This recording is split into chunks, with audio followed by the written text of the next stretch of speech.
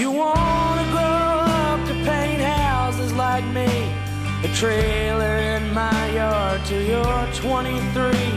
You wanna feel old after 42 years, keep dropping the hammer and grinding the gears.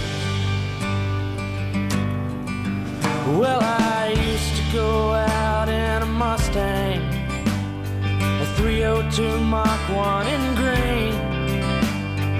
Me and your mama made you in the back, and I sold it to buy her a ring. And I learned not to say much, nothing, so I'll figure you already know. But in case you don't, or maybe forgot, I'll lay it out real nice and slow. Don't call it true an outfit. Don't ever say your car is broke. Don't worry about losing your accent. The Southern man tells better jokes. Have fun, stay clear of the needle. Call home on his sister's birthday. Don't tell him you're bigger than Jesus. Don't give it away. Don't give it away.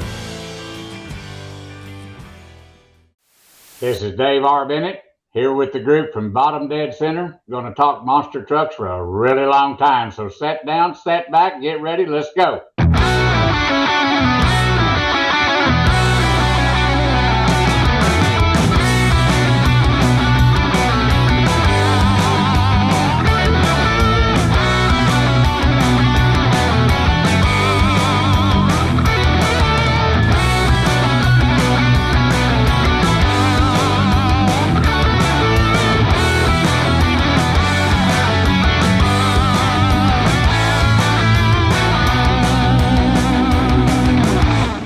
Prepare yourself. This is the Bottom Dead Center Show, presented by OSMT. All right, set back, show, set back, show.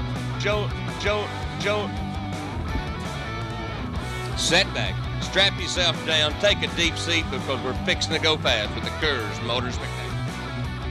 All right, welcome back. Bottom Dead Center here on the Old School Monster Trucks YouTube channel, and bringing our very special, as promised, interview with the one and only legendary announcer, Mr. Dave Bennett. Dave, I don't think you need a whole lot of introduction to monster truck fans, at least of the kind that follow us here on Old School Monster Trucks. But I tell you what, buddy, we are immensely grateful to have you on our show with us. And I know, speaking for Matt Looker as a fellow announcer as well, just your announcing work on the mic alone is enough to have you on our radar. But the fact that you were one of the voices on possibly the greatest VHS of our childhoods with Monster Mania, certainly, not possible. Okay, it's undeniably the best. But how you doing this evening? And where are you calling into us from? Tell us what's going on today. I'm in basically central Oklahoma. I'm 30 miles south of Oklahoma City.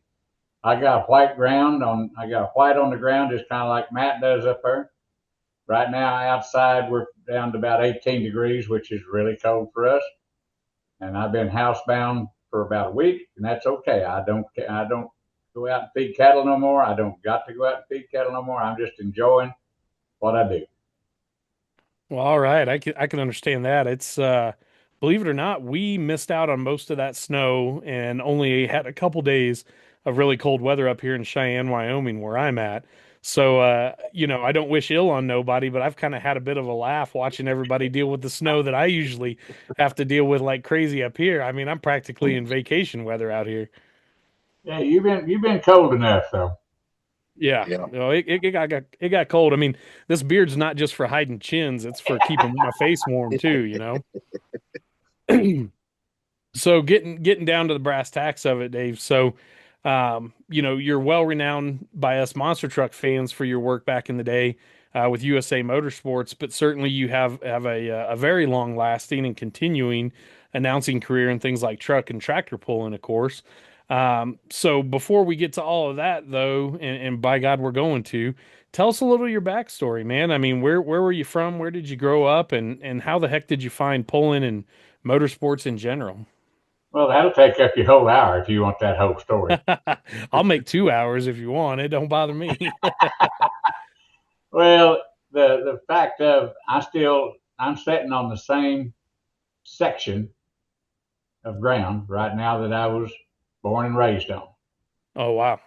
So Nennecaw, Oklahoma, we always had fun with Nennecaw. Other announcers had fun trying to pronounce Nennecaw, but I'm nothing. I'm just another country boy, raised in the country. Went to a 2-room brick schoolhouse, 4 grades in one room, 4 grades in another room, outdoor toilets, all 8 grades.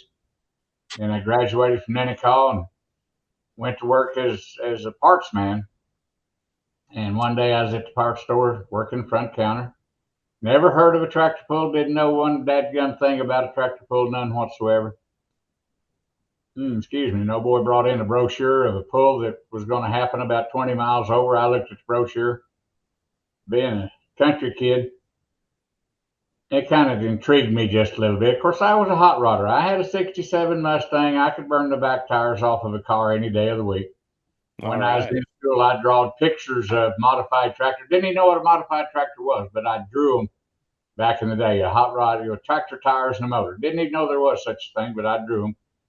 They're dealing in the book. So anyhow, I went to the tractor pull over here in Fort Cobb, Oklahoma, and we're sitting there, and it was interesting. That was the old sled that it actually had a tractor sitting on it, and then they would step on as it went by, and then they put other stuff on it, and anyhow, they had a modified tractor there. Harold Chenoweth and Dick Ramming had a mod tractor there. Didn't know there was such a thing until they fired that up and they brought it around the corner of the barn. And they just done a little demo thing with it. And I decided right then and there I had to have it. And that was in 1974 is when that was. And in 75, I went to Fort Worth, Texas at an indoor, in the Southwest Machinery Show tractor pull in Fort Worth was just as big and just as famous as what Louisville became. And that was around here, you went to Fort Worth.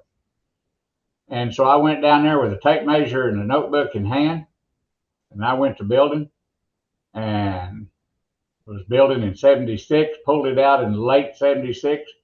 I had a modified tractor, and there was a couple other guys the same way. We went to a couple of pulls. I loved it. Just farm boys, build it in the shop and go spin and grin. And then that's awesome. Got involved in the local association, got to be president of the association. My job as president to work with promoters, setting up the show, getting an announcer, whatever. Mike Galloway, y'all know that name very, very well. Oh, yeah. To give you a bit of a clue, Mike Galloway only lives about 5 miles from me, right up the road here. Wait, so you're telling me if it wasn't snowy, we could have 4 announcers on this call right now? It would not be hard to do, none whatsoever, because Galloway just lives right up here in Chickasha. That's awesome. And he was our state announcer. And I went with him to an indoor show up here in Oklahoma City. We snuck our way in, and it was an SRO show at USHRA. We called it SRO back in the day. And Bob George was announcing. And we're walking the floor. I'm just enjoying the show. And Galloway says, "Watch this." And he goes up to Bob George. Bob George's desk was on a little bit of a riser, about 1.5 feet, 2 foot tall. Galloway sticks his hand out. Bob George going to shake his hand. Galloway introduced himself. He says, "My name is Mike Galloway. I'm an announcer, and I'm better than you are." To Bob George, the owner of SRO. Yeah. And that intrigued Bob George. Anyhow, he wound up hiring Galloway to start traveling with him. And Galloway called me up one day. We had a show in Miami, Oklahoma, and he said, "I can't turn it down. I've got to drop your show. I'm going to go with SRO, but I'm gone that weekend." So I just picked up the microphone and jumped into it. My first show was in Miami, Oklahoma in 1977 late. Wow. Might have been 78. Anyhow, Galloway moved up the ladder. I took his place. I started doing local shows. Back in those days, NTPA had to have a sponsored announcer, not a sponsored announcer, but an approved announcer if there was going to be a sanctioned NTPA event. I just wanted my name on that approved announcers list, knowing that there wouldn't be no NTPA shows down here to do. I just wanted my name on that list. I worked around, and I had bought some parts off of Gary Sporehayes out of Holyoke, Colorado, and he knew me, and he was on the board of directors NTPA at the time. We had a pull. There was a pull up in Buffalo, Oklahoma. He come down from Holyoke. I went from here up there. I'd done that show just so he could hear me and approve me. I got my name on that announcers list. Went on. I was doing shows in New Mexico. I was just freelancing. Come in the house one day and the phone was ringing, and it was USA. They had just got through doing their first two shows. Their first show was in Foxborough, and then they went down to Miami, and then they come over to Dallas. And they was NTPA approved. John Hyman was running with them and some big guns. Yeah. Yep. And my name was on the approved announcers list. They got my number. I walked in the house at the right time. Phone was ringing. I picked it up. This gal said she was from United Motorsports. I had just heard from them because they was just knocking home runs at Foxborough and Miami. And they wanted to know what I'd charged to come to Dallas. And she'd have played the cards right. I'd have paid them to go to Dallas.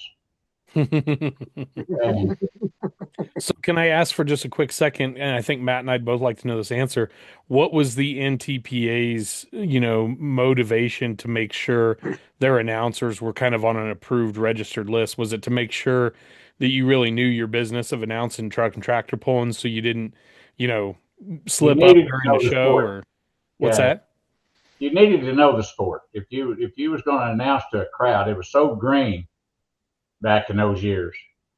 You had to explain to the crowd what was going on. A lot of people, even when I was pulling my modified tractor down the road, the CV would come on. Where are you going with that mud racer? They thought it was a mud bogger, and such as that. So we had to explain tractor pulling to the crowd. And the NTPA wisely, rather than Timbuktu trying to get a local DJ that couldn't spell the word pulling, tried to announce John Hyman and the loudmouth line. They wanted somebody that knew what it was, who he was, to kind of give you the build-up of the sport. And that's the reason why they used approved announcers. They knew what they was going to get as far as announcers were concerned.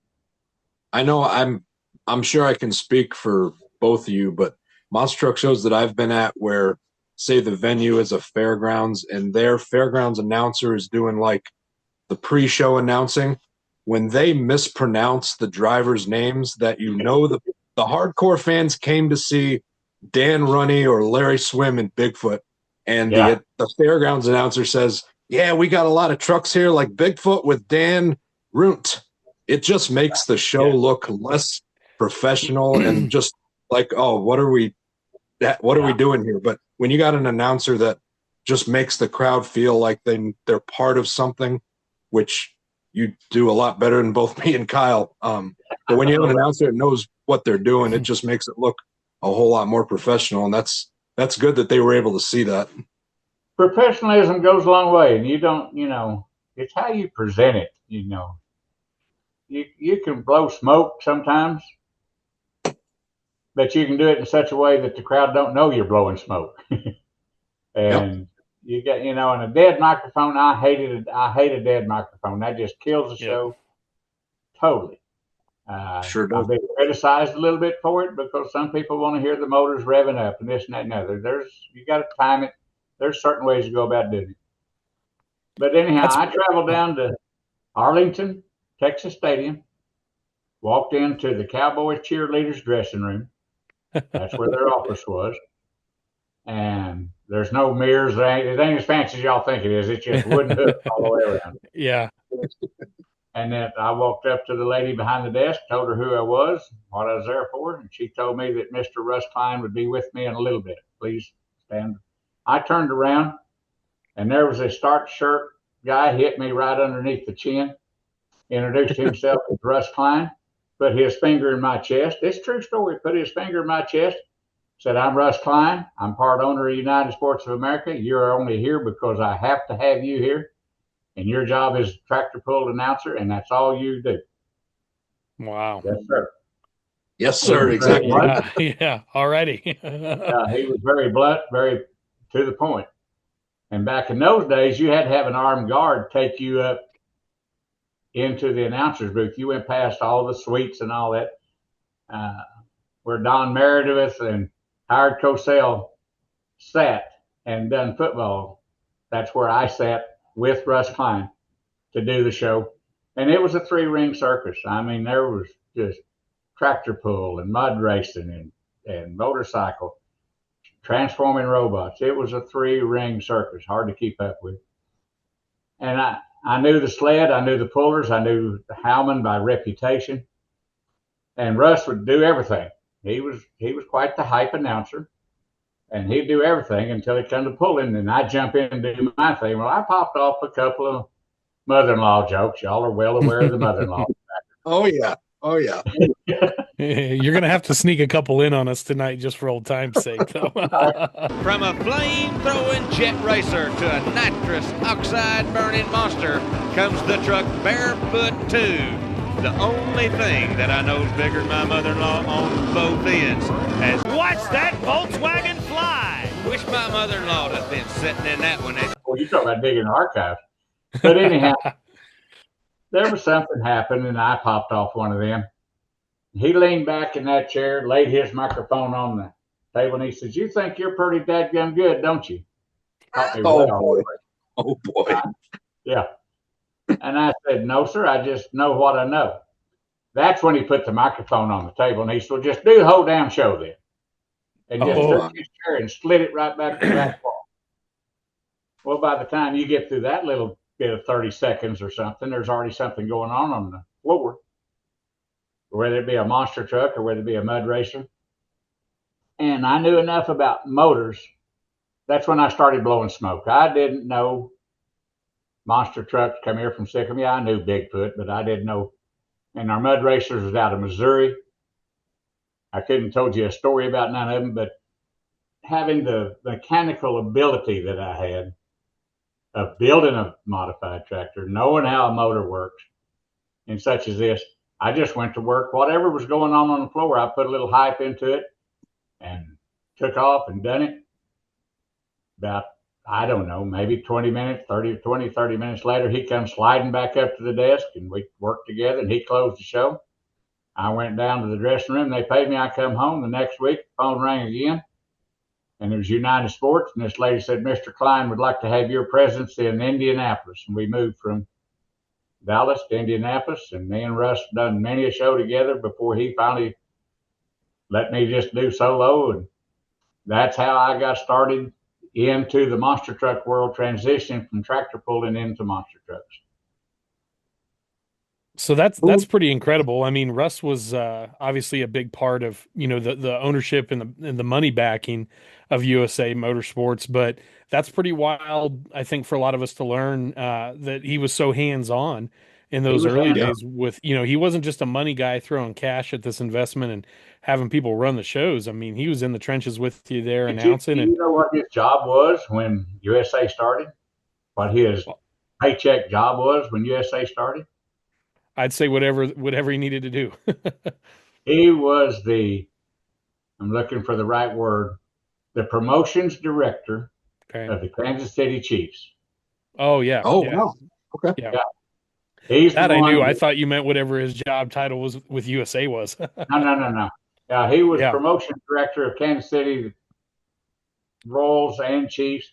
Yep. And so he had an inside track to get these major stadiums. Yep. And that went a long ways. What a lot of folks don't realize too, and I've picked up on some of this being a native Kansas City and in digging into Russ's story a little, is he did a lot of let's say traditional sports events with Kauffman Stadium and Arrowhead Stadium. And I think that's why he did so good with USA, is because he was instrumental in bringing like concerts and non-football games and things like that to Arrowhead. And of course, he brought, Mudathon in its first form before they were even called USA into Arrowhead. So that's a great point you make there that a lot of folks don't realize is he had some big league experience, literally and figuratively, with some of those big venues and bringing expensive touring properties to some of these places that weren't built for them. And you talk about like the concerts. The third spoke in a 3-spoke wheel of United Sports was Chris Fritz. Mm-hmm. He come from the concert world. He's the one that promoted concerts. So you take Russ being able to do what he did over here with Chris being able to get the concerts. That's where they done, like you was talking about, bringing in concerts and stuff like that. And then the third spoke, I never did really meet them too much. I met them down in Miami. There's a long story there too, but anyhow, I think one of them was Zuckerman, wasn't that one? There was the two of them was the third wheel in United Sports, but they was behind the scenes most of the time. That's pretty forward thinking of those guys to jump on board with indoor, let's call it indoor motorsports like truck and tractor pulling, mud bogs, and even monster trucks. And so they obviously brought you into that fold pretty early on in USA's tenure. Then it sounds like. Now, as far as I know, I was involved in the third show that they ever put on. Wow. I'm just sitting here as a kid or as an adult who as a kid watched Monster Mania VHS whenever my mom would let me rent it from the store. I'm now realizing that the only reason that the voice of Monster Mania was on Monster Mania is because you decided to make a mother-in-law joke over someone else's announcing territory. And here they come, the big boys with the big toys, stars of the National Motor Spectacular, the biggest four-wheel drive show in America today. Monster Mania, the biggest toys rolling on wheels as you watch them pull into the Miami Orange Bowl, getting ready for the crushing of the cars. Outlaw 35. Barefoot, and the King Crunch as they travel from many states far and wide to perform in front of millions of people, coast to coast. The mother-in-law, that was my forte, and that's the only thing that you could talk about that was mine. That wasn't nobody else's. You wasn't talking about the religion or the politics or the fat guy or the bald-headed. It was something of my own. As time progressed, though, it got to be kind of a touchy issue. I got told at a very big show way after Monster Trucks that killed the mother-in-law jokes because one of the fair board members didn't like it. Well, I would argue that guy needs to broaden his sense of humor a little bit because I know we appreciate him, but I was digging through my notes while you were telling that story with Matt there, and I found my notes from some of the ownership group of USA, and you were right. It was Russ Klein, Chris Fritz, Irv Zuckerman, and then also Steve Shankman from the same company as Irv Zuckerman Contemporary Sports. So that was kind of the cats that were the ownership group behind USA. But so help me understand, because obviously we're focusing on the wider story here, and we don't get too into the nuts and bolts of monster trucks or anything like that as far as the technical side goes, but we do like the human stories of it. So as a puller, by roots and by definition, how did you feel about monster trucks early on, and did that change as they sort of outgrew their role as almost a sideshow act and then kind of came to take over the events? Tractor pulling was a trial and error. You built it, if it blowed up or if it hurt somebody, you made a rule against it. Monster trucks really wasn't no different. I remember the first show that I can remember, and I can't remember much anymore since the wreck, but anyhow, I was out in Albuquerque, New Mexico with Jim Stackus and his group doing a show, and they had Bigfoot out there. Pretty impressive. He come through the door, had a slow crawl, as they did back in the old days. You know what I'm talking about. Yep. Hit a car, done a little bit of wheel stand, popped down, jumped up on top of him, and it's pretty amazing just to see the size. I mean, just seeing that thing come through the doorway awed people. But then to see what that sport become, what that sport went to with all the technology and understanding the mechanics, and is pretty amazing. And then you talk about, coming from the tractor pulling world, where people was hanging back in those days, Banner was hanging 7 motors, just the mechanics of it. But monster trucks didn't do it with the mechanics of the horsepower like tractor pulling did. Monster trucks dug into the suspension that was, the gas over shocks and all that. Just watching that grow was just amazing. From a crawl, it's kind of like watching a baby learn how to crawl, and then all of a sudden he's the fastest human being in the world. It was pretty amazing watching that transition. So USA booked Bigfoot, a handful of times that we have, schedule evidence of in, let's say, the early years of USA, but they really leaned on Jack Willman and Fred Schaefer with Taurus and Barefoot, both when they were together as just the Barefoot team with their 2 trucks, and then later after they had kind of their acrimonious split, and Jack, Willman was in their back pocket. Willman would travel anywhere, and Jack, I enjoyed running with Jack. He was very interesting. I had him here in Chickasha one time. We done a little old promo. I set up a promo at a car dealership over here, and Jack come by the house, but he knew his place. He knew how to put on a show. He didn't try to be the showboat. He didn't try to overdo. He was always safe. Very good. Barefoot, I never had no trouble with any of the guys. Dan Patrick with his truck. All the guys knew their place. That's one thing about USA. Y'all know how the monster truck world worked in those days, even back then, even though one group didn't own every truck in the world. But all the owners knew their place. In other words, let's go out there and put on a show. I'm getting paid to put on a show. Yeah, they'd love to win, but they wouldn't. We hired the guys that wouldn't overstep the boundary to win. Mm-hmm. And that's where the Willmans and the Schaefers and even Kramer with Bigfoot and such as that. We took Bigfoot to Australia in '89. Willman went over. You just had to have the right group. There were some people in the world that thought if they could do a double backwards flip, that they would be the monster truck of the world. They didn't realize what they was there for, and that's the ones that didn't live with USA too long. So having worked for Tim and Mark Hall, the Hall brothers, and then at Bigfoot, I've heard a lot of great stories about the USA days, and that's something that both, a lot of tenured guys in those organizations, Tim and Mark, of course, but like Kramer and, even Bob Chandler himself has told me how much they miss. Everybody calls it the USA days because, like you said, everybody ran accordingly. They understood their role in the event. Kramer has elaborated to us in the past that sometimes there was a little bit of animosity between the truck and tractor pulling guys and the monster truck guys at the SRO shows. There was maybe a little dislike between them, but he always indicated to us that on the USA side, people tended to get along a little bit better. It was more of, like you said, it was a traveling road show where everybody kind of had a job rather than, cutthroat competition necessarily every week, at least in those early years. And I could name pretty much most of the show producers, but Steve Wood was the lead show producer.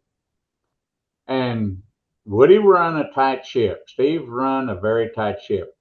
But nobody told me how to announce. Nobody had an earpiece in my ear that said, say this, walk out there on that hill, say this, such as that. They turned me loose. As long as I was in the building by a certain time and I had my paperwork and I run the show, I never was chastised about doing anything wrong, but I knew my place. The monster trucks, same way. We might have been sponsored by Chevrolet, but we didn't care if Bigfoot won, even if we had a Chevrolet sponsorship. Make it look competitive, but stay safe. And Woody had his thumb on the monster truck boys, but they all knew their place. Specialty acts, whether it be Dynamite Lady or Witty King or whatever. They was in the right place at the shows just run. I mean, they was just like clockwork, and the show producer was just making sure everything was in place. But they was the good old days. I mean, we just done our job. Simple as that. I think you hit on a real important thing that you come to learn if you've worked in this industry any amount of time. You're talking about people knowing their place and how you wouldn't have to be micromanaged. A lot of times, knowing your place, running accordingly carries a negative thing if you haven't worked at these events. So for anyone that's listening that isn't an industry insider, I guess, those are good things. When you have an announcer that doesn't, all you have to say is, here's the format, and that's all you got to say to them for the whole show. Because I do a event managing and announcing. When you got an announcer, all you got to do is say, here's the format, I'll see you after the show. Man, that show runs smoothly. If you got truck drivers that know, okay, they can hit it hard going this way, they need to be careful over here. We don't want them to do a 5-minute freestyle to close the show out. We just need 2 good minutes. That's what makes it good. And I'm feeling like I maybe missed out on not getting able to work on a USA show because I was too young. I'm sure Kyle feels the same way. No, I do. And I think, you talk about Jack not being, I want to come back to Taurus real quick. You talk about Jack not overdriving or being too much of a showman, but at the same time, he kind of was just by what he was willing to do with Taurus. So I wonder, what did you think the first time you got to announce when Jack was crushing buses with Taurus? I mean, that was,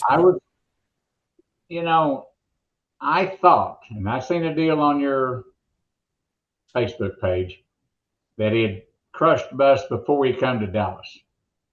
But I was under the understanding that was the first time at a show that he crushed buses, and that was in Dallas.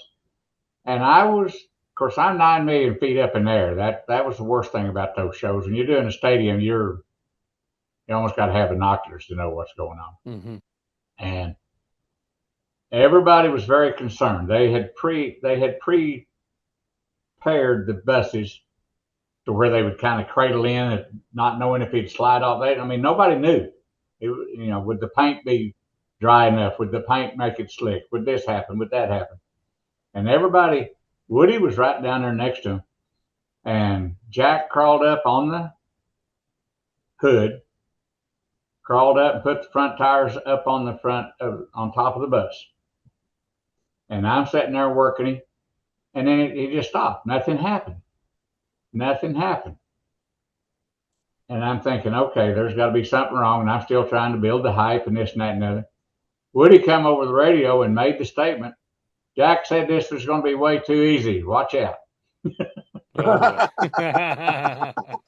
he had done figured out he could crawl up on top of him very easily. Yeah. And so he backed up, and he done him a little bit of a wheel stand and come down on top of him. He did get off to the edge a little bit, but he didn't fall off. But I'll never forget the suspense right there for a little bit from where I was sitting. Of the fact that, okay, he stopped. Why did he stop? He could, And then when Woody came over the radio and said, Jack said it's too easy, look out. So I was impressed at the buses. I really was. That's some pretty unnerving stuff. I mean, I've hit buses as a driver before, but I didn't have to do them without dirt ramps. I didn't have to do them with nothing but a lap belt and probably a full ashtray in the cab of the truck.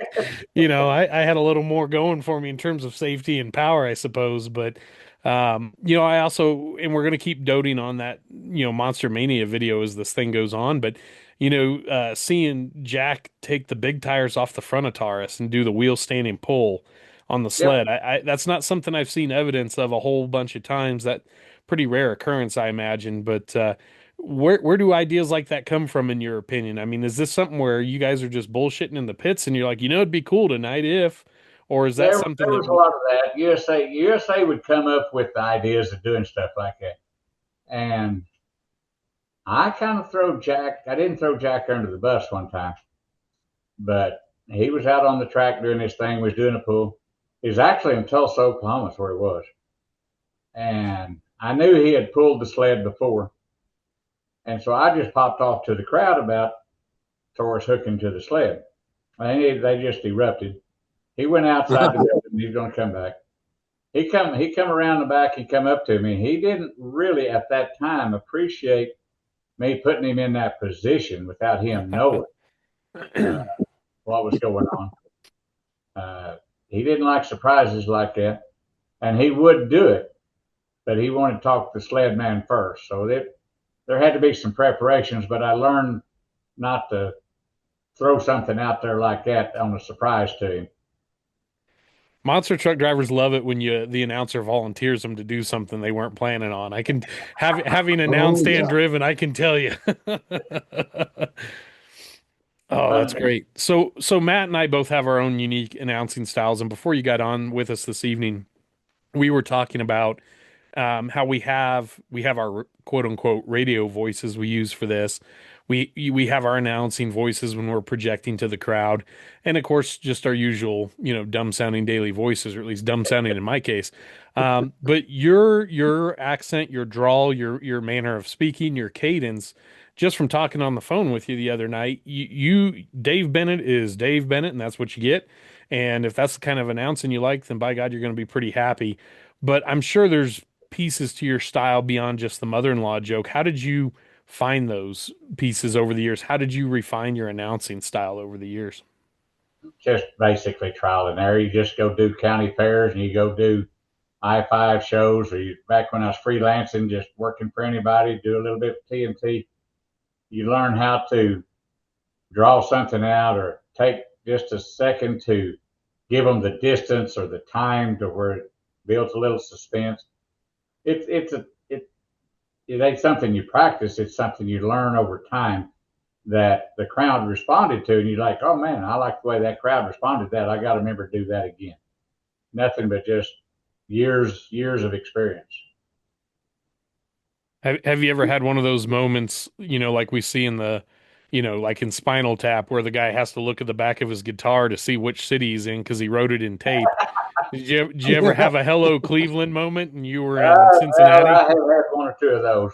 I've had one or two of those. You take a look. I don't know if you can see it in the camera or not. Yeah. That's a coffee cup that USA give everybody. Oh, that's the bad. And all that is nothing but towns. I know you can't get a good shot of it, but them are all towns. Yeah. And to know that I've been to the Virginia Civic Center and Huntsville, Alabama, and Glen Falls, New York. I've been to every one of those places. You just That's not far from me.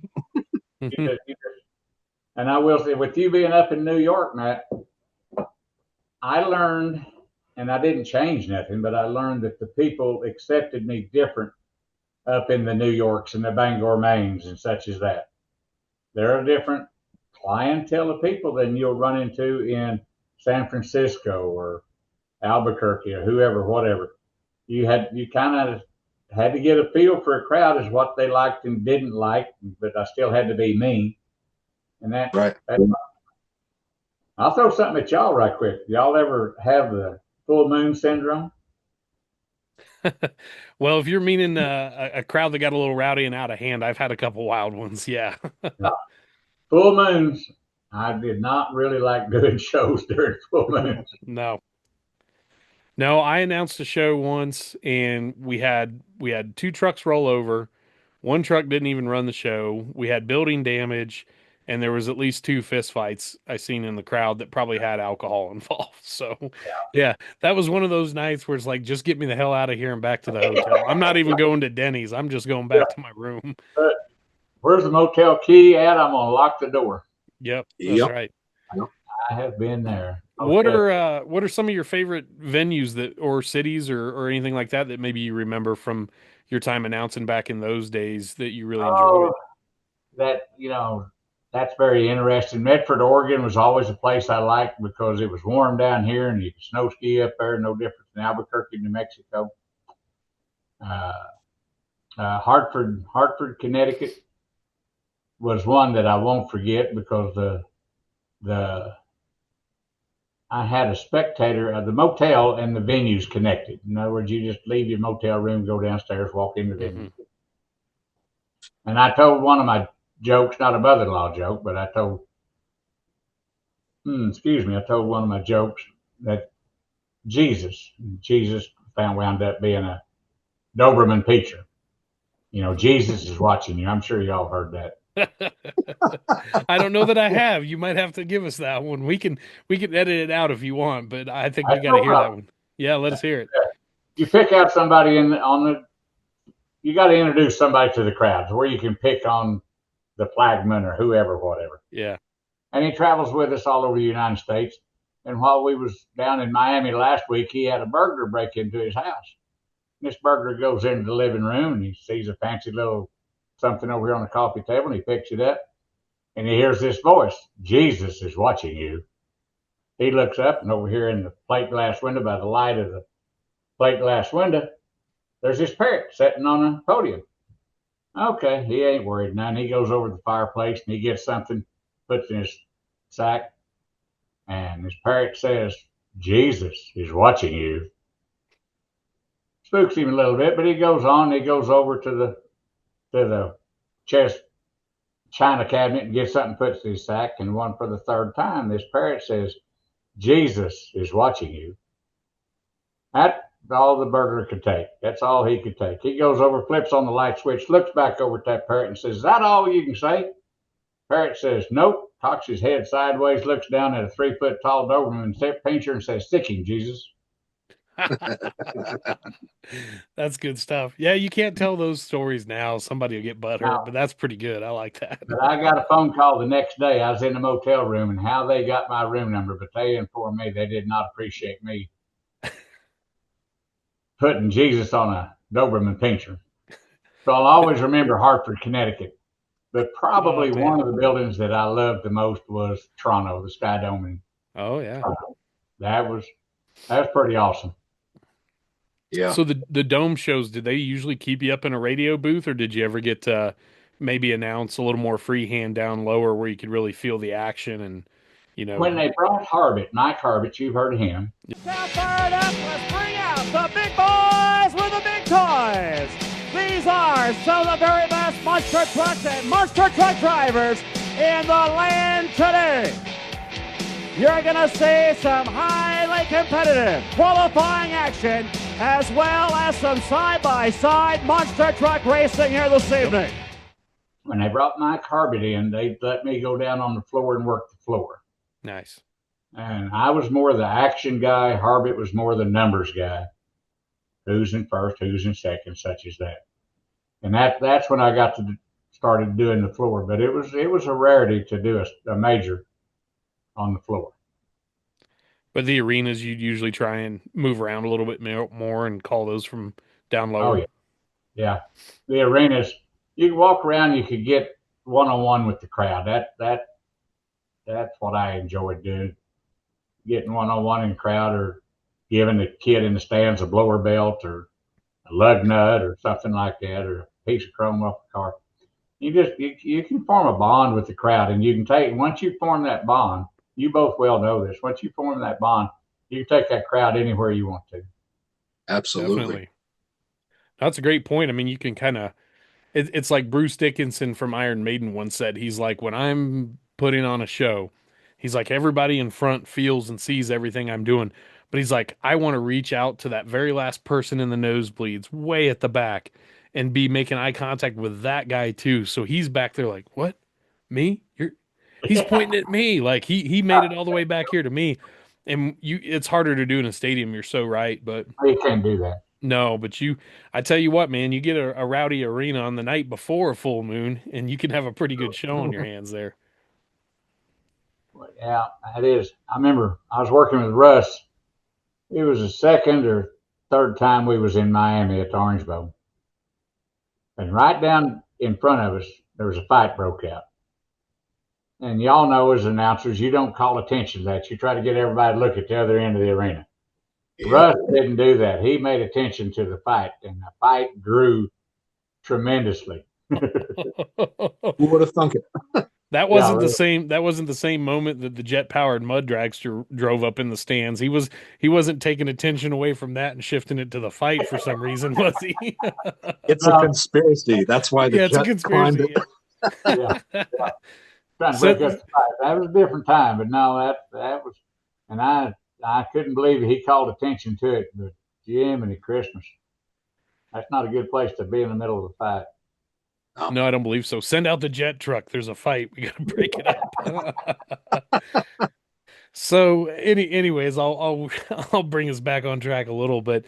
Okay. So how much longer after the 80s were you announcing for USA Motorsports? Obviously in 98, you know, the organization was sold to, you know, Right. SRO Pace, US Hot Rod, whatever you want to call it. But were you continuing to announce for USA through the 90s, or did you find your way back to other things? I was I was still working for USA very much. To my knowledge, and y'all would know more about this than me, but to my knowledge, I was the only announcer that was put under contract that I got a paycheck every week, whether I done a show or not, year round for 7 years. Nice. That's a Yeah. big Yeah, gig. that sounds about right. I don't recall a lot of people that had that deal, so I'm thinking you're probably right on that. I'll tell you how that came about. I'd done some shows, worked the quite a few shows for USA, and the phone rang one day, and it was the same little sweet lady secretary. They wanted me to be in Chattanooga, Tennessee. I don't know, someplace on a certain date. And I looked at my calendar and I told her I can't. I'm already booked. No, Mr. Bennett, we've got you booked to be in Chattanooga. You need to change your plans. I said I can't change my plans. I'm pre-booked. She put me on hold, and about a minute later, when Russ Klein picked up that phone, there was fireballs coming through that telephone. He was up. He wanted to know who, what, when, and where. TNT had hired me to do a show in Tyler, Texas, and I was pre-booked. They'd hired me to go down there. I was freelance, and he told me in 10 words and less to cancel that show. I was working for him. He had made me who I was.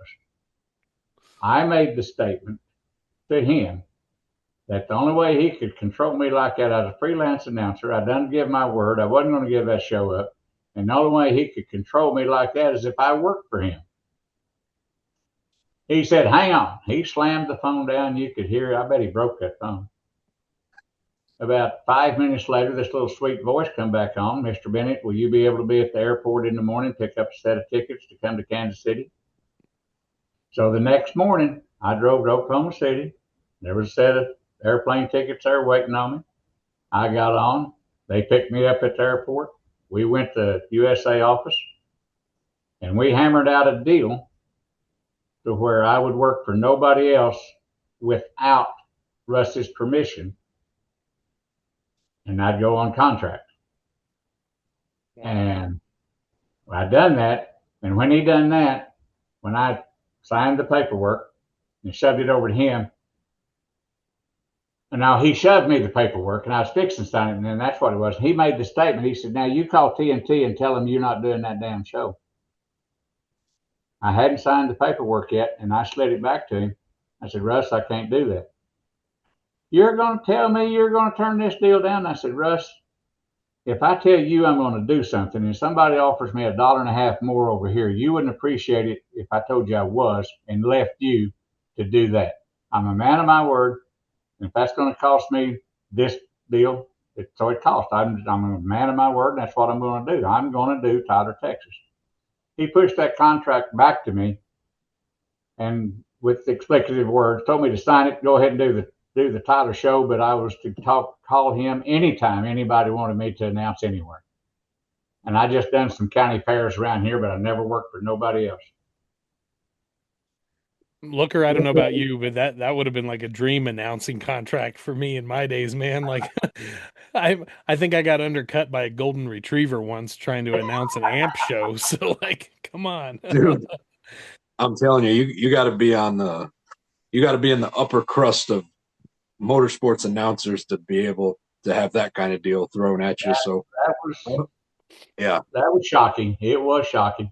And it come out to their benefit and my benefit. It was to everybody's benefit. It's like in '89, we went over there for 2 weeks. In Australia in '89, we went back in '91 for 90 days straight. I was on contract. I didn't get paid no extra. I got per diem money, but I was under contract. They sent the checks to Linda here at the house. And I done my job over there, and no brainer. How was that going to announce in Australia? I mean, that was pretty groundbreaking to send American monster trucks, out of the country overseas that far away, certainly. What was that like going down there for you and getting to be, at the pointy tip of the spear, taking USA down there? You remember the movie Man from Snowy River? Not ringing a bell, I'm afraid. Okay, y'all are young. There's a production company in Australia, Michael Edgley Productions. He's the one that produced the money behind Man from Snowy River, and it's a pretty popular movie back in the day. And so USA partnered with Michael Edgley Productions. That's how we got in those buildings, and we've done the Melbourne Tennis Center and all that good stuff. And I have always said the only reason I was in part of that crew was because of my voice and my dialogue. Americans like to listen to Australians. Australian likes to listen to the guy from the South. And I had to we got down there, and in the Melbourne Tennis Center, the holy ground of tennis, we done a full dress rehearsal the first night. Michael Edgley sat up in the stands, him and Woody, with radios. And I had to open the show just like I was talking to 50,000 people and introduce and do, and they'd stop us and back up, and Edgley wanted it produced a certain way. Once we got through that and got out in the country to the racetracks and stuff like that, I went back to being me and done my thing. That's interesting. So you guys worked, like, did you pretend the show was happening, or did they run trucks and everything? So it was like We done a full, complete dress rehearsal, full show and everything. And I'll tell you something else that was interesting. In '91, Edgley had the Vienna Boys Choir over there in Australia touring around. And they are a heavily protected group, very heavily protected. You could not talk to one of those boys unless they had a guardian there standing with them. Very heavily protected. And we put on a private performance for the Vienna Boys Choir, start to finish in the middle afternoon, so the Vienna Boys Choir could see our show, top to bottom. Wow. Let me turn this that's light kind on. of stuff. Oh, you're good. Let there be light, says Dave Bennett. and the light turns on, damn it. I've got power, boys. I see that. God damn. All right. Jesus is watching you, and so's Dave Bennett. Son of a bitch. No, so hey, Kenny Kelling, how'd you hurt your neck on Saturday? I was driving Bigfoot at a show for the Vienna Boys Choir. Like that's a sentence that no monster truck driver ever gets to say. Yeah, we had. You remember Lyle Hancock? Of course, yeah. He was our showboater on that trip. Yep. I helped him put more motors in Gravedigger than I could cared to do. I'd get greasy from head to toe and have to be hauled to the motel to take a quick shower to come back to do a show, get him running. But Woody stuck his finger in Lyle's nose and told him when we was doing that performance for the Vienna Boys Choir, we had a show that night. Yeah. Pull back on the throttle, and he had to stand on Lyle pretty good on that deal. I mean, I guess Dennis picked his Gravedigger drivers for a reason, but also, Looker, you'll agree with me on this. Those guys got Dennis in more financial bind than he probably bargained on with some of that. Oh yeah. No, that's amazing. So as the 90s are progressing, then and USA is working eventually towards the part where SRO Pace buys them out. Is that something you guys saw on the radar coming? Was the ownership group kind of losing interest or just looking to sell while things were still profitable? Or did it kind of catch all of y'all off guard when those times came around? SRO had already bought TNT. Yep. And we kind of felt like what was coming. We just didn't know when, where, and what. it got let out that Russ was at a particular place with SRO. I think it's down in Houston. I don't remember. Somebody seen somebody that seen somebody. And the word got back to me, and I said something about it. And head office called me and wanted to know where I found out what I had just said, which was USA was being bought out. And I tried to tight-lip it, but I got threatened with my life to let them know who. And I mentioned some names, and it caused the grief. But everybody knew it was coming. But the way it come down in Minneapolis, the last show, you walk into show production, and they just throw it in your face. This is it. We've been bought out. Do your show tonight. See you later. Bye-bye. That hurt a lot of people. I bet it believe. did.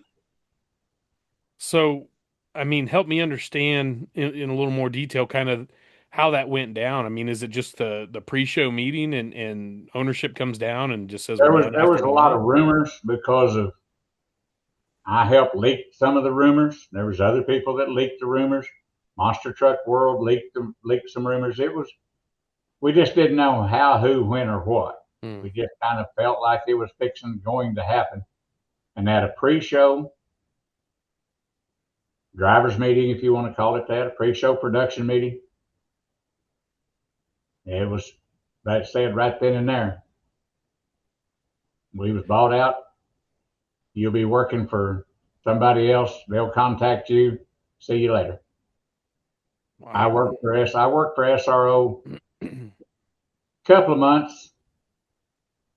It was just really, it wasn't my style. I didn't like the quad wars and the fighting and the and the WWF. That wasn't my style of announcing. I didn't fit their style. Their style didn't fit me. It wasn't no meeting like, we just can't use you no more. They just quit calling and I quit asking.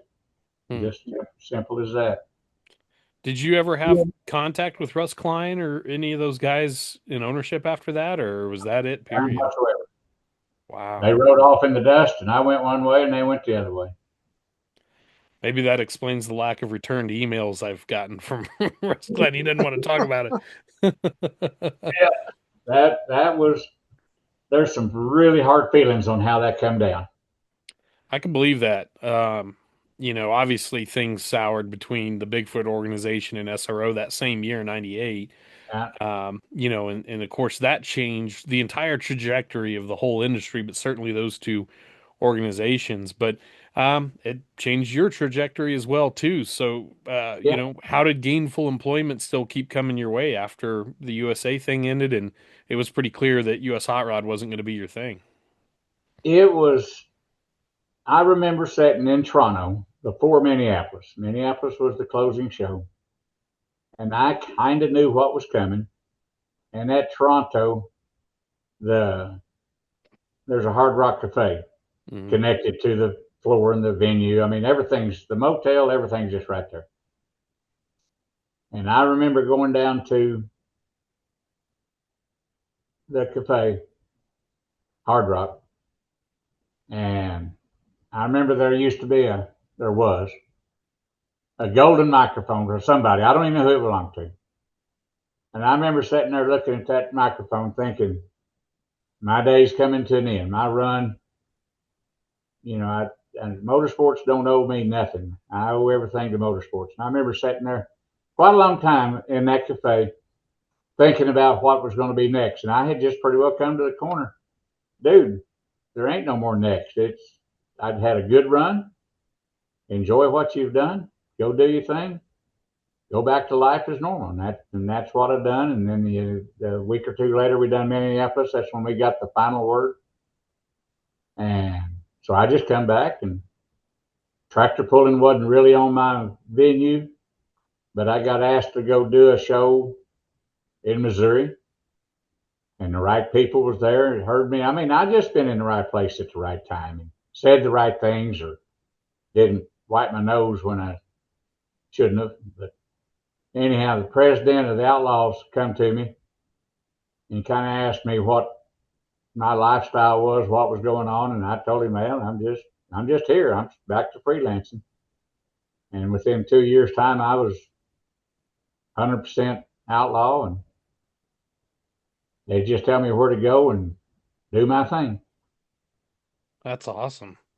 And so you've continued to parlay all of that now into, still a very successful truck and tractor pull announcing career, to the point that you're one of the voices of the National Farm Machinery Show pulls in Number Louisville. 9. Yeah, tell I'm us a little number bit 9. about that. Yeah, tell us about that. Well, I had tried to get into Louisville. I called them the Betsy. I don't know what Betsy's last name was. I didn't know Mike Witt at the time. I knew who he was, Mm-hmm. but I wasn't familiar with it. Now I knew. Here I go with my memory. I can't never remember. TNT guy. Butch Krieger. No. The guy, one of the main guy that owned TNT. Was that Billy Joe Miles, maybe? Billy Joe Miles. Yeah, Thank you. Got it. Yeah. I knew Billy Joe because I'd done TNT stuff, and I talked to him, and he said, "You got to go through the fair board. You got to go through the channels." I filled out a resume, made up my resume. I had a program from the Outlaws that had my whole bio, picture, biography, the whole 9 yards in it. Even had the story from Full Pull, the magazine that Woody Hatton had. Mm. And he had done a 3-page article on me. I sent that along. I sent resumes. Dennis Goodwin, the vice president of the Outlaws, who had won Louisville. Doug Roberts, who had won Louisville, the president of the Outlaws. I sent it all to him. And in that letter, I said, I'm not asking for the job, but I'm going to be at Louisville anyhow.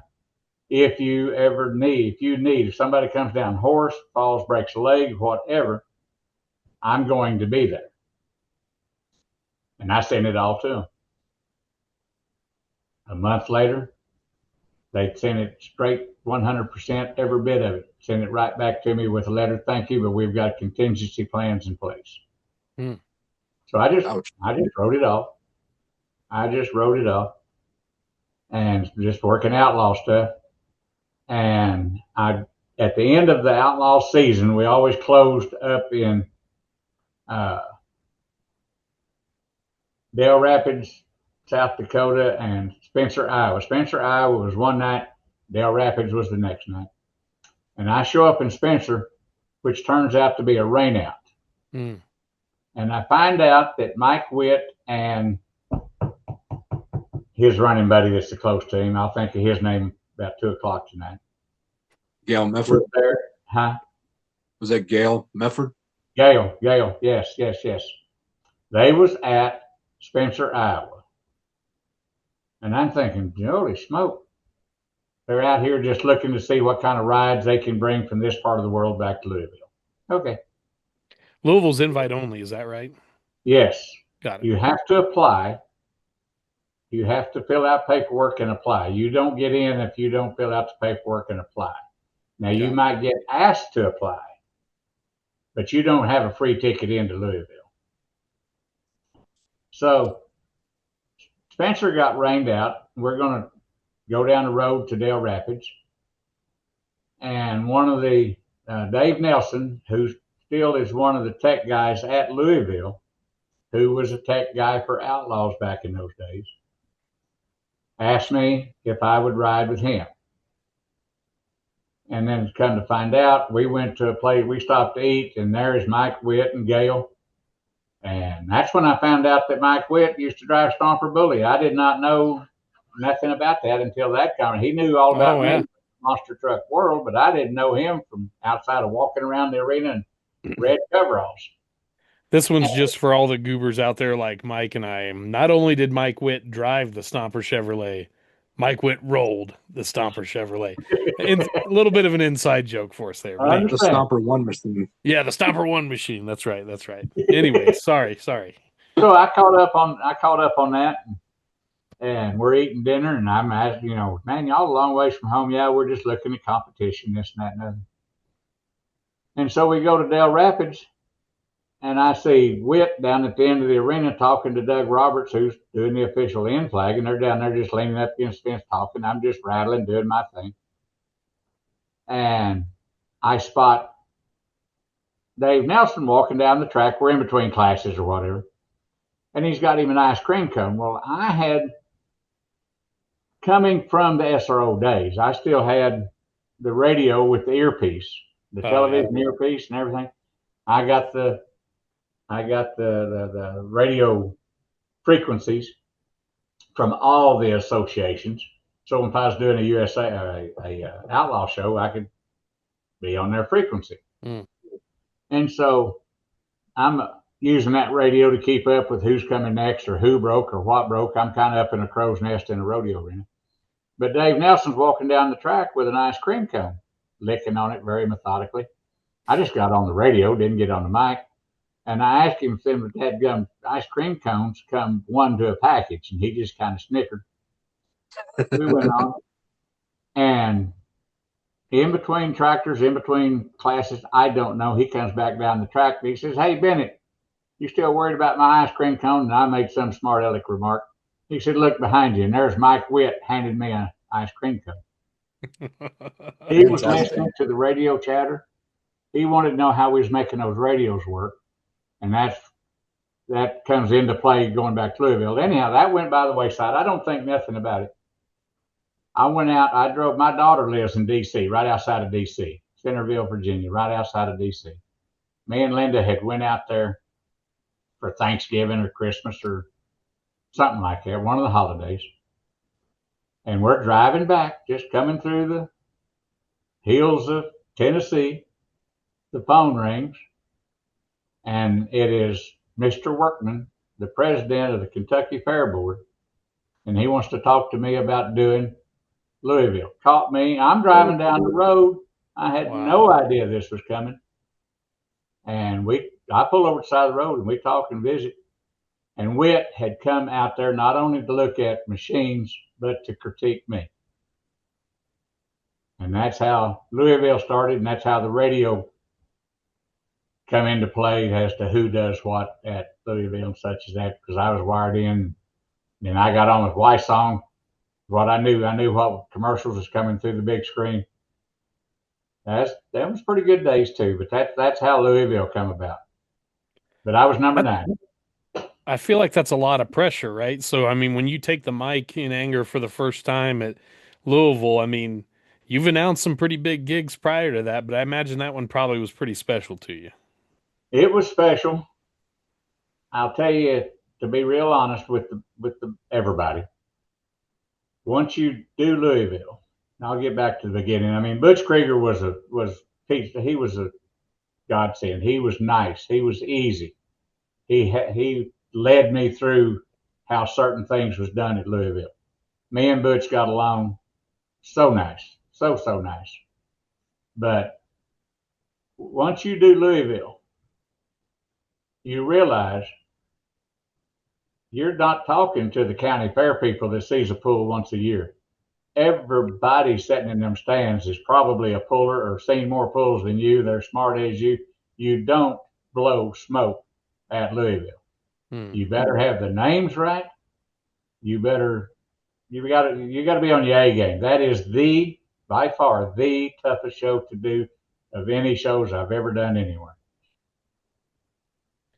I don't underrate that. Oh, sorry. Go ahead, Matt. Matt, go ahead. I was going to say, I know of Louisville, but I don't know all the ins and outs like you do, obviously.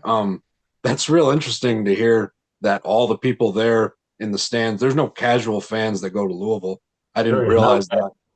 No, yeah, right. I didn't realize that. As an announcer, that's got to be, boy, you better have your A+ game going there. That'd be like taking an announcer from the Friday night stock car race and having him go do Daytona.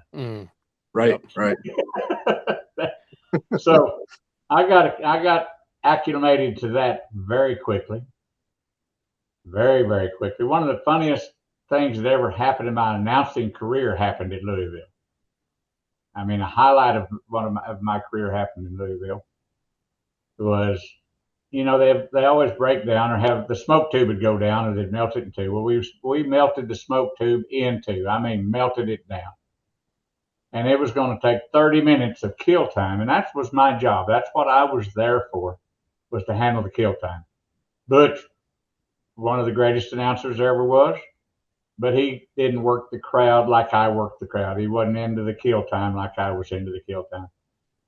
And so I was under the spotlight. So I'm dancing around. I'm trying to make a fool out of myself and just digging for anything and everything I can to kill time while they put that tube together, because I don't believe in turning music on and letting people twiddle their thumbs for 30 minutes if you know you're coming back.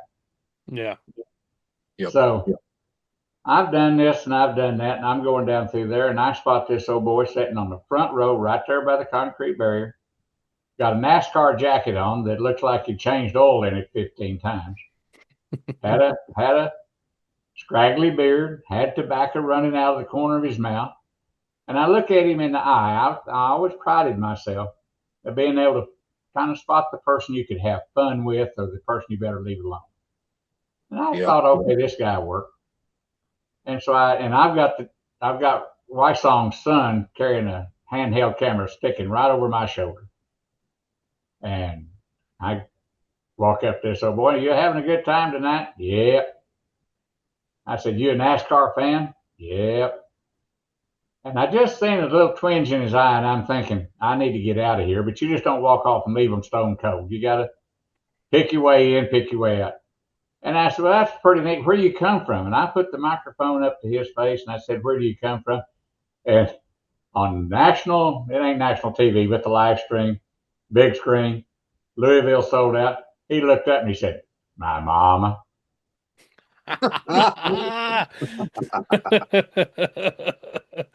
Well, finally, somebody else on the mic with you got themselves in trouble instead of getting you in trouble.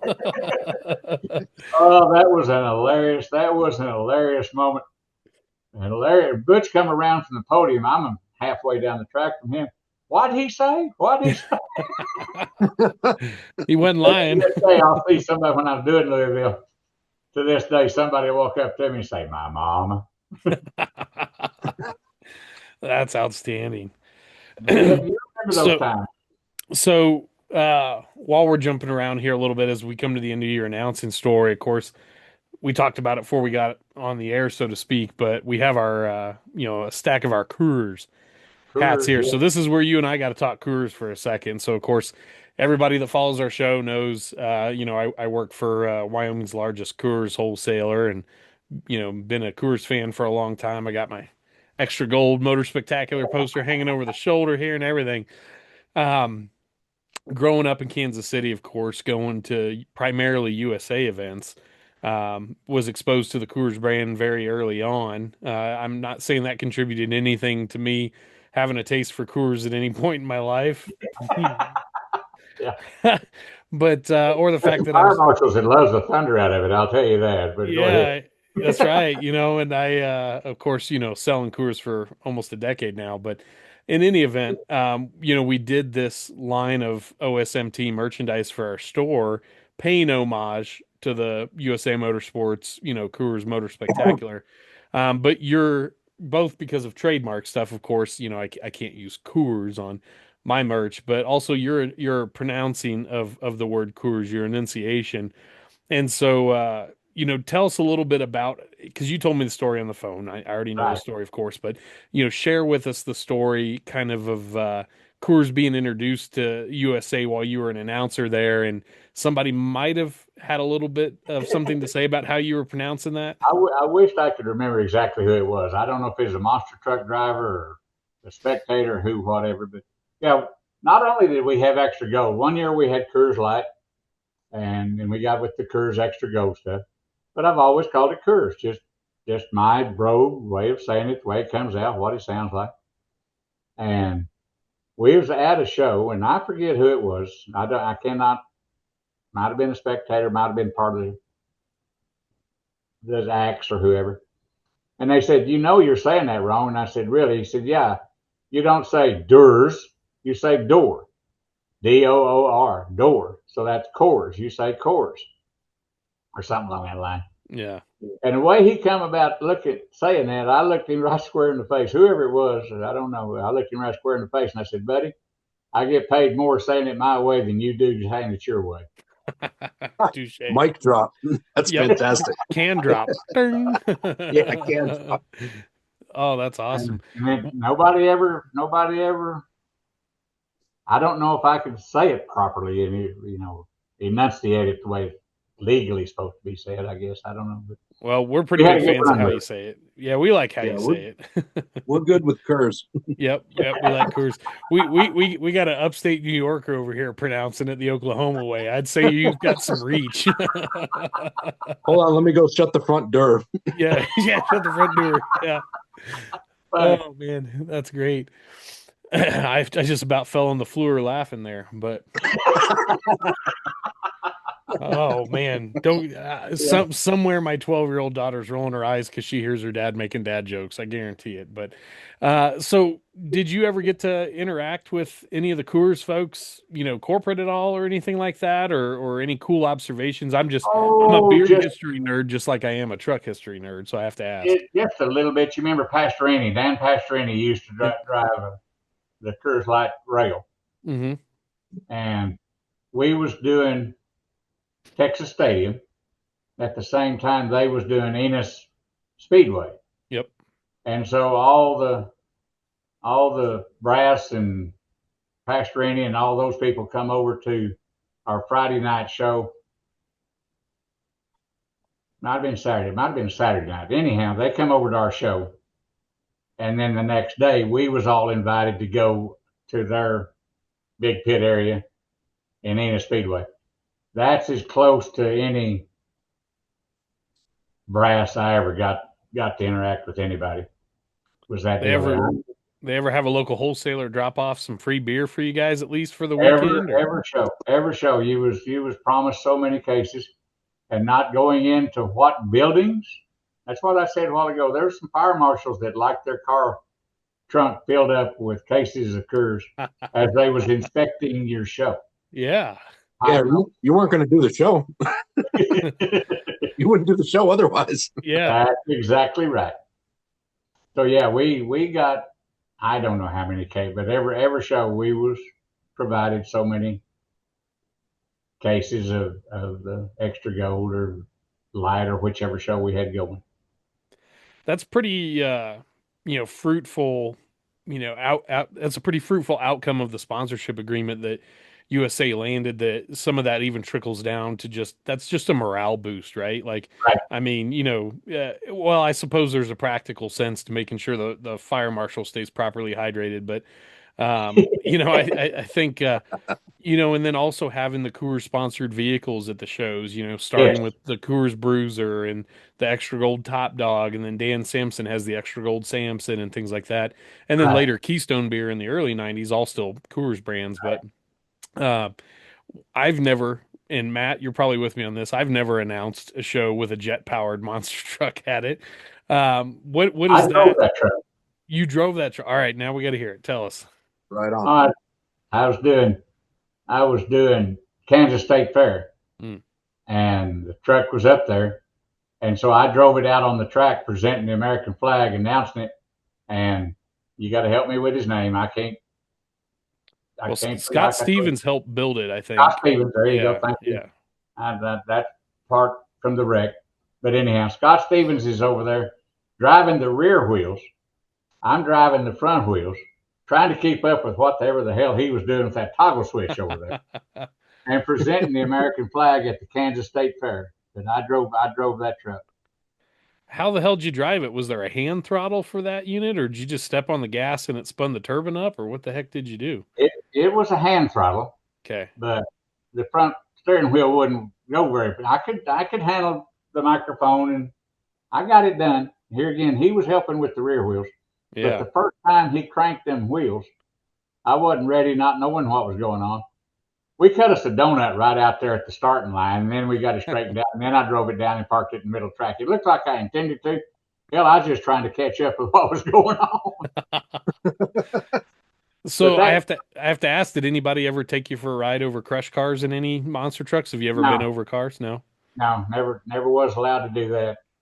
Now that's one thing USA utilized my ability to do stupid stuff.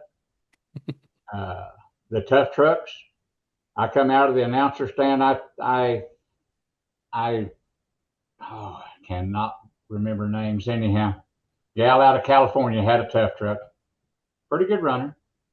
And of course, I always told the crowd I was the president of the Male Chauvinist Club, and I'd pick fun at her. And we set up, yeah, that was me. And so we set up a skit at one of the shows, an outdoor show, to where I'd be popping off and she would challenge me to beat her time. And I come out of the announcer stand, went down, put on a hard hat, got in her truck, jumped the cars, jumped the dirt deal, had a hellacious run going, but I lost it on the last curve, and she beat me. But I have driven a mud racer with nitrous. I went through the mud pit down in Florida, a 100-foot pit in 2 some odd seconds with that nitrous. I've driven that at a show. I've driven a demolition derby at a show. I've driven a tough truck at a show. USA would let me play a little bit. They would come up with the skits. They had to okay everything. And the one thing that I wanted to do, and they would not allow it, but right at the beginning of the show, the cars are not smashed down. You're out there talking what's coming. And I walk past the car and I'd say, oh man, there's a $10 bill in there. And I'd climb through the window and I'd get in the back seat and I wanted to lay down flat. And then here come the monster truck through, I'd be introducing the monster truck. And you'd understand, and he'd hit the cars and fly over the cars. And then I'd come crawling out of the car like, what the hell just happened? They would not allow that to happen. I wasn't worried about it because that was in the day of flying trucks, not crushing trucks. Oh, yeah. But they wouldn't hear of it. I don't know if I'd have the balls for that one. I'd have done it in a heartbeat. What about you, Matt? Can I sucker you into a crush car the next time we do a show together? I would have to pre-approve the driver and the truck well in advance because there's not a long list of machines and drivers that I would trust to do that. No, and that crush car would have to have one of those patented asshole Matt Looker ramps that we know the truck's not even touching the car.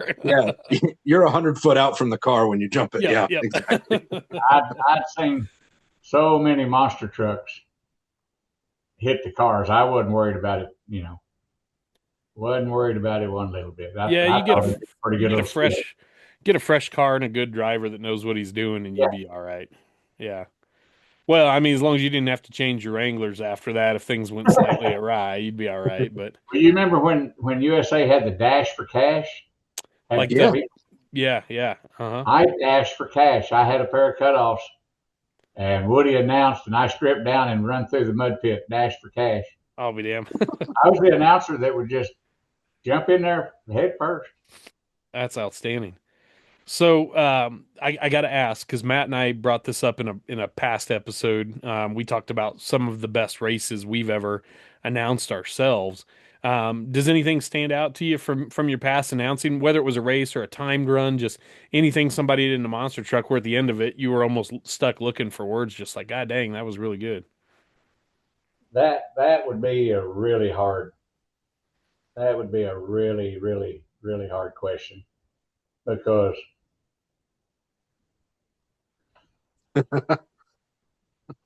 clap on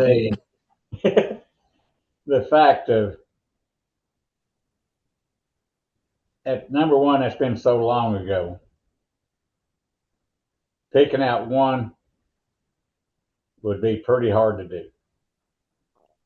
It'd have to be at a major stadium where they had room to run. But even what we were doing back in 91 won't even hold a light to what they're doing nowadays. Right. So.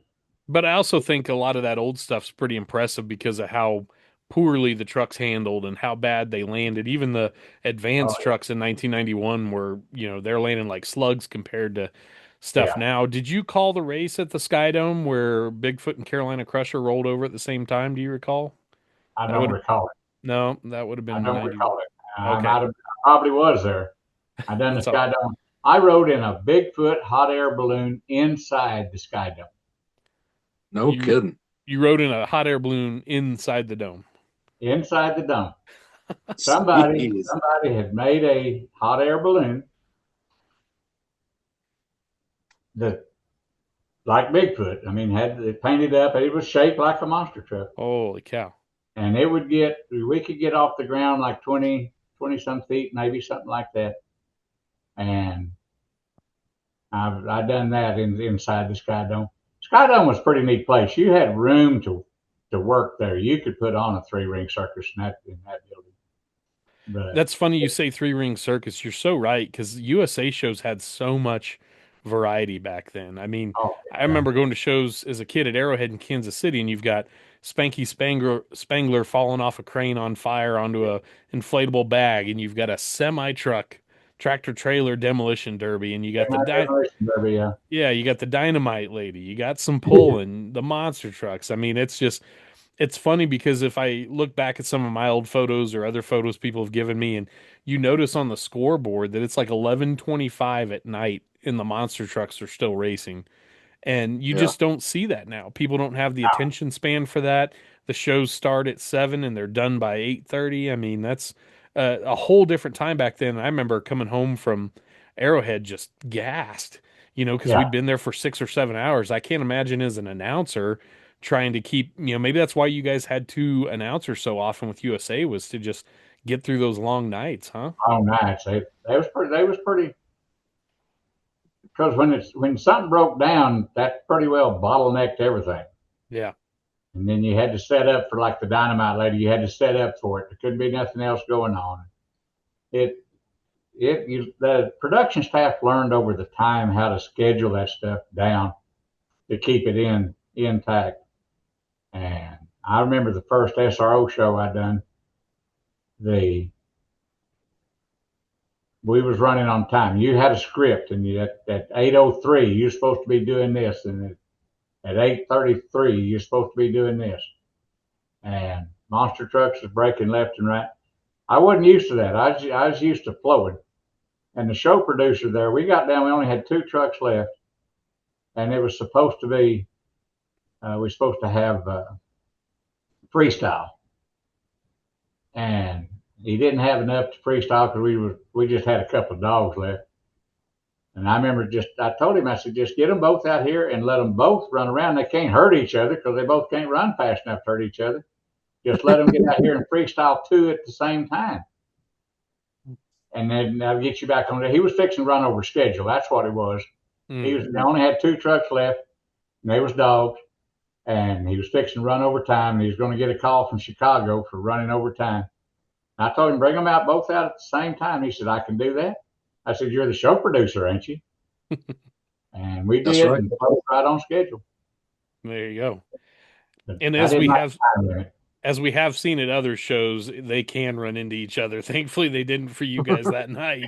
But, I'm talking Avenger and Black Widow at the Silverdome, Matt. That didn't quite go right. But if there's any form of motorsport that will teach you to kill downtime beyond a stock car race where it's pouring down rain, it would be a monster truck show, because I tell you what, shit will break, and it doesn't matter if it's a monster truck's tie rod or your freestyle motocross guy's shin, something will break.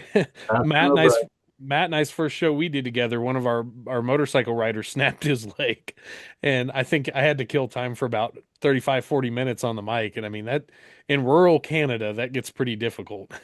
And then for the next show, the next day, we were down to 3 trucks. We had to I had to redo the whole format, add a whole nother competition for the monster trucks to do so that we'd fill the whole show, so that the fair board that booked the show didn't think they were getting gypped in time. Yeah. So monster trucks teach you to improvise on the fly real quick if you want to keep people coming back. And then you talk about accidents and stuff breaking. I've been involved in 2 different shows where there's a death. Monster Trucks is in one of them. Monster Patrol, Chris Mintz over here in Claremore, Oklahoma. But you brought up a memory, like motorcycle breaking a leg or something like that. We had a thrill. We was doing a show in Lethbridge, Canada, I believe it was. Mm-hmm. Yep. And we was on a tour all the way across Canada. I mean, you left Vancouver and worked your way all the way across all the provinces. And we had this motorcycle, and I don't even know who he was. I couldn't remember his name if I had to. But he would tape a whole bunch of cardboard boxes together in a great big old square of cardboard boxes, and he'd put it on the backside of one of the old crush cars. And he would come through. He's going to crash into the crush cars. He was going to be a monster truck on a two-wheeler. And what he would do, and I had him 3 or 4 times, but he'd do the Evel Knievel, Robbie Knievel pass or two where you make a run at it and dive off and this and that and other. But on his final pass, just before he hit the cars, he'd jump up and put his feet up on the seat, and he would pole vault him in those boxes. We're in Lethbridge, Canada, doing that. He comes through the door on his final pass, jumps up on the seat, and his feet slips off. He freezes on the handlebars, and he does a wash rag flop right over on the hood of the car. We didn't have a specialty act for the rest of the tour. Yeah. He broke a bone or two. I would say so. I think that was Todd Seeley, if I'm not mistaken. It could be. I couldn't no more remember that. That's tough. I mean, Looker, you know this. That's tough because, I mean, in your case, Dave, you were announcing in a bit different era, but I mean, Matt and I are monster truck guys, right? Like our shows that we would announce now are monster truck shows. And this other stuff is just basically buying us time to fill the show, cool the trucks off. And you're just cussing yourself. God damn it. Like, yeah, I don't even like motorcycles. And now I have to buy time for the wounded motorcycle guy. And we can't move the ramp because the ambulance has to extricate this guy. In there. I mean, the whole 9 yards. You got to sit there. That was interesting. No doubt. One show I did for Monster Jam at the Metrodome, Minneapolis, like freestyle motocross has been a part of Monster Jam for a long time. It's a good staple. It's not really my thing, but fans like it, so it gets booked, right? They decided we're going to do freestyle motocross at the very beginning of the show. Normally it's in the second half. So we bring the monster trucks in, intros. While the lights are still off, trucks are parked on the track, we're going to do the FMX program. Okay. Right. One of the guys biffs the landing in like the beginning of the FMX. This is like, you got the beginning of the show. Every monster truck is out on the track. All the drivers are out in their trucks. All the fans are there. No one's left. It's not halftime. And you got the one thing you don't want to happens literally with a spotlight on him. Nothing else got light on the track. It's like, come on. Why did this have to happen right now? Oh, man, yeah. Then you got to kill time. Oh, yeah. Yep, sure do. Time. Well, Dave, I have to ask as we're moving along here, because we always like to understand, folks' personal journeys through the industry and just through life. Matt and I are both dads, and I know you just mentioned that you have at least one daughter that lives up there by DC, but and I certainly don't mean to touch on anything that's a difficult subject, but tell us about raising a family. I know you were married for a real long time before the accident. If you're okay with touching on that just a little bit and educating us all a little bit, but definitely tell us about raising some kids while you're out traveling a lot too, because I always find it interesting how different fathers especially have handled those things over the years. The school activities 99% of the time was through the week. Basketball games, such as that. In high school, you'd have and my boy did not play sports. My boy was into ag. So he was at stock shows and stuff like that. And fall time stock shows was no big deal. I was home nearly all the time. Basketball games, I missed very few, especially when USA would fly me out on a red eye on a Saturday morning to go do a major somewhere. It could be worked out. The interesting part, raising the family, and Linda would go with me to a lot of the shows, but because of the school, she wasn't, and I'd get on an airplane, I'd fly out on a Friday morning or a Saturday morning and get back in Sunday night and go to work Monday morning. So you had to divide your times up. But I'll tell you funny about the kids and their star dad doing shows. When we went over in '89 to Australia, I had enough frequent flyer miles built up at the time that I flew my wife and both kids to Australia free of charge. Oh yeah. That's Upgraded fun. class. Yeah, no problem. Free of charge. Upgrade class, whole 9 yards. And at that time, at those shows, Edgley had the house announcer introduce me, and I'd come walking out under spotlights Wow. in the black cowboy hat and all that, and I'd do my thing. And I thought, how cool is this going to be that my kids get to see their dad walk out under spotlight in the tennis center, Melbourne Tennis Center, full of people. How cool is that going to be? Shavonna was out in the hallway talking to some guy, and Brian was reading a book.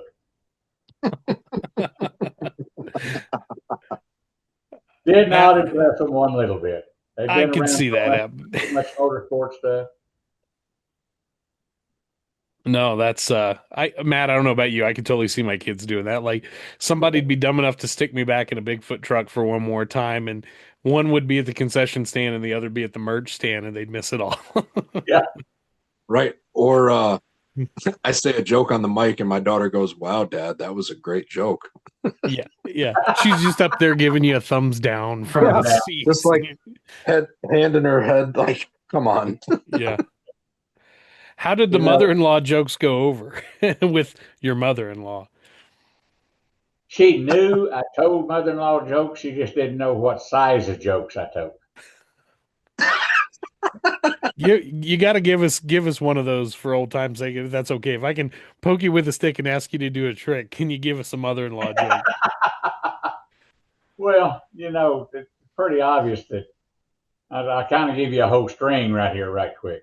All I right. took her to a tractor pull one time. The sled broke down. We put a set of roller skates on her, and a four-wheel drive pickup could only move her 5 feet. Not saying that my mother-in-law is big and fat, but her exact measurements is 36, 24, 36. And her other leg looks exactly like that one. But I do got to give her a break, though. She did lose 15 pounds in 5 minutes one time. She shaved her legs. Oh man.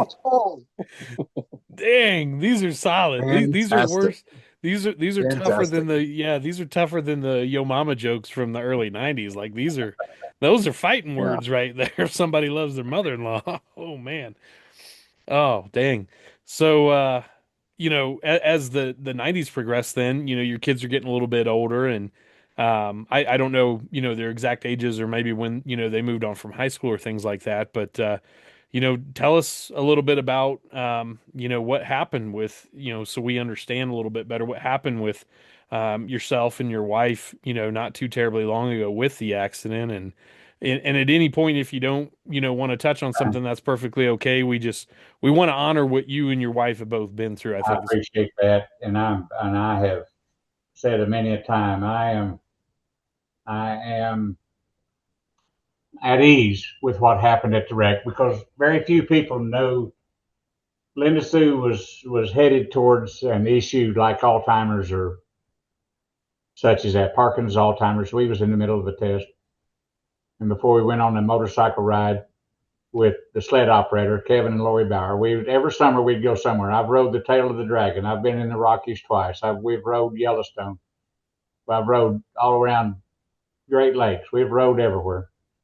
Arkansas, hill country in Texas. But just before we left to go on this last trip, her doctor had called her and told her when she got back on Tuesday, he had an appointment on Thursday, and she was to bring her immediate family. She never told me that until I come to, and all this. I was out for a while. But we left out. We went and done the show in Whitewright, Texas. The sled operator brought his sled by here. We plugged it in, the whole 9 yards. We got on the bike and went down and went across Skyline Drive and over into Arkansas, and we drove all over Arkansas. And we was on our way home. And this is honest God's truth. I do not remember the wreck. I don't have a clue what happened. Not no inkling, none whatsoever. Linda lost her life at the scene. We went off it was a hairpin curve, and I was on the inside turn. It wasn't like I was on the outside, and it was a 50-mile-an-hour curve. It wasn't a 20-mile-an-hour curve. It was a 50-mile-an-hour curve. And I'm on a trike. When a trike drives different than a bike does. But for whatever happened, nobody knows. Nobody's seen. Nobody knows nothing. If there was anybody, if somebody caused it, I don't know. I don't have a clue. Don't have a clue. But I went straight off that curve. No turn, no brakes, no skid marks, no nothing. Went off that curve and went down in the canyon. 17 broken bones later, from my forehead and eye and nose, shoulder blade, hip replacement, pelvic plate, screw through the butt end, plates on my left knee, and I just got through having surgery on my right foot, getting it set back. It was a hellacious wreck. They metaflighted me from Arkansas to OU Medical, not because I was from Oklahoma. That was the closest trauma one center that they could send anybody to. And I was in intensive care and trauma for a full month, and then I was in rehab a month before I come home, before we even could have a funeral for Linda. Mm-hmm. So it was a traumatic time. I'm at ease with it because she's not having to go through where she was headed. She had told one of our best friends about her doctor's appointment that he had said to bring the immediate family. So we had 55 years of a lot of running and gunning.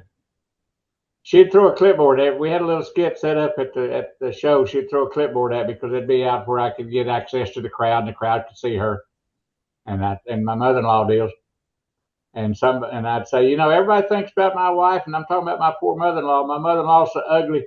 My wife is adopted. My wife was literally, actually, true story, was adopted. Oh. And I'd point at her, and I'd say, my wife is adopted, and she'd stand up and throw a clipboard at me, and the crowd would just hoorah. Oh, man. I think that is so spectacular. I mean, I've been married almost 14 years now, and that feels like a long time to me. But, 55 years together. I mean, that just... What a couple and a combo you guys had to have been, and credit to USA and to you for making her such a part of what you were doing on the road too. I think that's spectacular. They made sure she was taken care of while we was over in Australia. They'd call and check on her. You're exactly right. Great. No two ways about it. Wow, that's fantastic. Awesome. Well, I wish I had the words to express for Matt and I and everybody else watching how much our heart goes out to you and went out to you at the time. I didn't even know you personally at the time, but this is such a tight-knit community, motorsports is, and especially, let's call it dirt motorsports, like we're all a part of. Just like, with the losses we had in 2025, like with Dan Runty, we rally around each other, and there's got to be some kind of good energy that comes from people caring so damn much, even if they don't know somebody. Our hearts were with you then. They are now too, but I got to tell you, my heart's shifted around a little bit. You had us laughing so much tonight with some of those mother-in-law jokes and stuff, man. I mean, you got to give yourself more credit. You are a fantastic storyteller, and Matt, I don't know what your thoughts are, but I mean, I'm staggered at both the detail and just the positivity you bring to telling these stories from back then. Yeah, absolutely. Great storyteller. I'd never heard you live at a show. Other than Glens Falls, which is only about 40 minutes north of me. I think you might have went there when I was too little to go. But other than that, USA didn't really come near me. When this cup was printed in 1985. Yeah, I was born in 86. So, yeah, but I would have loved to have hear you as an announcer when I was younger, going to a show. I know from what I've seen on TV, just able to work a legendary announcer is absolutely what it is. You know what I mean? I don't know what else to say. I don't do nothing no more than anybody else can do. I just dumb enough to make a fool of myself and do it. Well, I tell you what, my friend, you certainly have some fans both in us and in the greater fan base out there. But this is where I'm excited to point out about these hats is so I'm going to send you these Coors Motor Spectacular hats here. One of How them did you spell that? Coors. Sorry. Oh, okay. Okay. I get a pronunciation lesson every day at work. But no, we're going to send these Coors extra gold Motor Spectacular hats your way. I'm going to send them to you, Dave. And I'd be honored if one of them would make it into your collection if you'd so have it. I know you don't collect a whole bunch of stuff from the road, but it'll be a thank you. I'll put it right up here with this collection that you can't see right up here. Well, that's outstanding. And Where then the coffee cup was. there'll be a couple more. There's going to be a selfish one for me and Matt. We'd love you to autograph our hats, and I'll pay you to send them back. But we're going to have you autograph one of these, and we're going to find a way to give it away through the Old School Monster Trucks YouTube channel to our viewers on here, if you'll indulge us in that. We thought that'd be pretty cool, and I know you kind of hinted at a similar idea when we talked on the phone. So if you're up for it, buddy, we're going to send. I have no problem. I have no problem, and I appreciate you sending one because it'll fit pretty good with what little memorabilia I got up here. You know, Well, it ain't everybody that has got their own personal bobblehead. Oh, that's great. Yes. That's awesome. Love it. Love it. So it'll go right up there with that. That looks a little smaller than your mother-in-law. It's just a little bit. Yeah. Just a little bit. But yeah, I'll sign it. And when I had time signing autographs, and I've signed a lot of autographs, I always signed it the announcer, Dave R. Bennett. And that's the way those hats will come back to you. The announcer, Dave R. Bennett.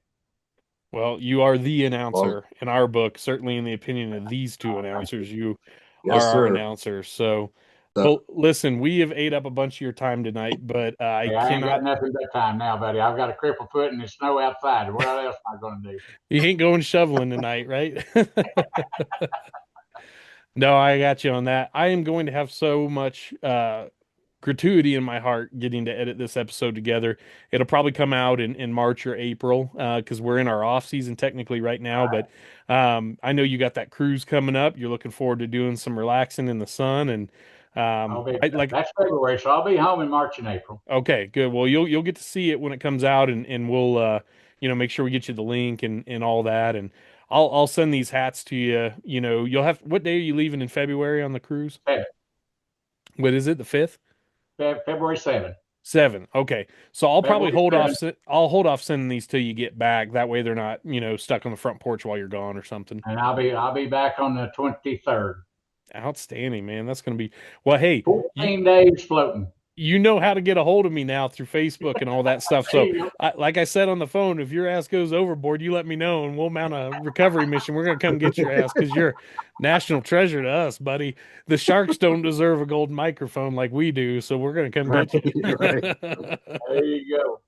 Well, listen, my friend, we are immensely grateful. Thank you for your time tonight, and thank you so much. Yeah, we'll leave you to it, but we're going to stay in touch with you, and if you ever get lost and find your way up to Cheyenne, Wyoming, by golly, I got a flat space for you to lay your head in a cooler full of Coors if you need it.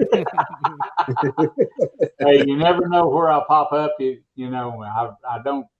rented the farm out. I've turned loose of my custom hay business. My whole life is just going to be enjoying life today because you don't know about tomorrow. Until you have an accident like I've had, you don't realize that tomorrow in the morning is not promised. You just got to be yourself right now. Tell me you're bigger than Jesus. Don't